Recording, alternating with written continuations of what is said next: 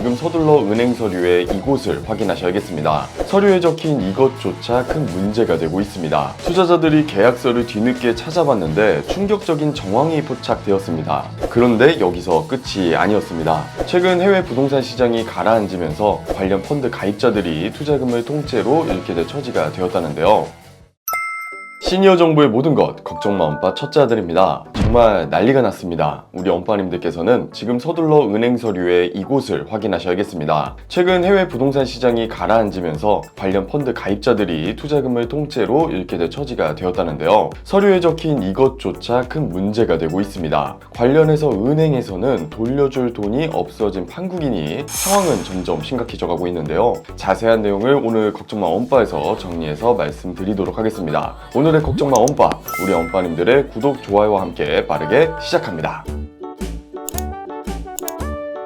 여기는 아일랜드 더블린에 있는 페이스북 본사인데요. 모 증권사는 5년 전에 이 건물에 투자하는 펀드 투자자를 모았습니다. 페이스북, 세계적인 대기업이잖아요. 이런 대기업이 장기 임차를 하는 곳이다 보니 누가 봐도 손해날 수 없는 구조라고 판단을 했고, 직원들도 해당 펀드를 적극 모집했습니다. 6개월마다 배당금이 나오고 건물을 팔면 차익을 나눠주는 상품이었는데요. 우리 엄빠님들이 들어도 굉장히 솔깃하죠. 그래서 이모 씨도 1억 원이라는 큰 돈을 덥석 투자했습니다. 하지만 건물 매각이 예정되었던 지난해 초 상황은 180도 바뀌게 되었습니다. 해외 부동산 침체로 인하여 현재 1,500억 원짜리 건물을 400억을 깎아서 내놨는데도 팔리지 않았던 것이죠. 그러다 보니 현지 은행 등 채권자들은 건물을 팔아서 빚을 갚으라고 압박하고 있는 상황이고요. 해당 증권사가 직접 투자한 돈 660억 원과 함께 투자자들의 돈 22억 원을 모두 날릴 상황이 되자 총 비상이 걸렸습니다. 울며 겨자 먹기로 해당 펀드 상품의 만기는 3년 연장이 되었는데 문제는 여기서 발생하고 말았습니다. 투자자들이 계약서를 뒤늦게 찾아봤는데 충격적인 정황이 포착되었습니다. 누군가 원금 보장이 필요 없다라고 대리 서명을 했었고 계좌번호도 본인 글씨가 아니었던 겁니다. 실제 필적 감정을 의뢰했더니 결국 본인 글씨가 아닌 것으로 드러났습니다. 그런데 여기서 끝이 아니었습니다. 이게 애초에 원금 보장이 필요하다라는 란에 예라고 표기를 했다면 펀드 가입이 안 되는 상품이었던 거죠. 이에 따른 해당 증권사 직원은 본인도 회사에서 나온 자료를 믿었던 것이고 회사를 믿고 고객들에게 안내를 드렸기 때문에 피해자라면 피해자라고 하소연하고 있는 상황인데요. 이런 상황이 금융사 한 곳에서만 일어난 것이 아닙니다. 이번에는 다른 모 은행의 이야기인데요. 이번엔 페이스북이 아니라 나사와 EU였네요. 나사와 EU가 입주한 건물들이었는데 이번에도 역시 나사와 EU가 망하지 않는 이상 원금은 당연하고 플러스 알파로 수익을 얻을 수 있다는 은행 직원의 말을 믿고 해외 부동산 펀드를 가입한 사람들이 피해를 보게 되었습니다. 이런 상품들은 보통 현지 은행에서 받은 대출에 의존을 하는 구조이고 담보율이 건물 가격의 60%에 육박해 금리 변동에도 취약한데 부동산 불황기와 겹쳐 건물을 팔아도 투자자들에게 돌려줄 몫이 없어진 것이죠. 이런 상황에서 아까 첫 번째 페이스북과 동일한 행위가 발견되었는데요. 펀드 계약서 곳곳에 또 글씨와 서명 위조가 발견된 것이죠. 위험 등급을 인지한 것을 의미하는 초고 위험, 이 부분도 투자자의 글씨가 아니었고요. 펀드 계약서에서 중요 항목 중 하나인 투자 경험 등의 부분에 있어서도 이미 서명의 정황이 포착되었습니다. 그리고 왼쪽 사진에서 원금 손실에 있어서도 상관하지 않겠다라고 체크된 거 보이시나요? 이 부분도 대리 서명을 한 것으로 밝혀졌습니다. 이런 상황에서 결국 투자자들이 할 수 있는 방법은 계약 만기를 연장하거나 금융당국 분쟁 조정 등을 통해 스스로 피해 구제에 나설 수밖에 없는 상황인데요. 사실 이런 사례가 이번만 일어났던 건 아닙니다. 보통 이런 펀드 상품 같은 고위험 상품의 경우에는 금융사의 실적 위주의 영업 정책으로 인하여 다양한 불안전 판매가 발생하는데요. 올해 3월 기사를 한번 살펴봐도 은행과 증권사가 ELS 19조 원어치를 판매하면서 투자 위험 서명 의무 위반, 대리가입, 서류 변조 등 불안전 판매한 정황이 다수 확인된 적이 있었고요. 특히 영업 현장에서는 어르신분들에게 상품 내용을 이해했다라고 답하도록 요구하거나 투자자 대신 상품 가입 신청서 등을 대리 작성하는 사례들이 발견되었습니다. 금융당국에서는 이러한 투자 상품을 판매하는 판매제도 개선을 추진할 계획을 갖춘다고는 하지만 가장 중요한 것은 우리 엄빠님들의 습관입니다.